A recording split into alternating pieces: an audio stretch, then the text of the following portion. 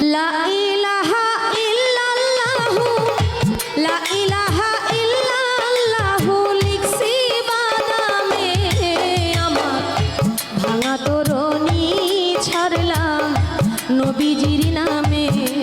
আমার ভাঙা তরণী ছাড়লাম মোহাম্মদ নামে লা ইলাহা ইল্লাল্লাহু লা ইলাহা ইল্লাল্লাহু লিখছি বাদামে আমার ভাঙা তরণী ছাড়লাম রাসূলের নামে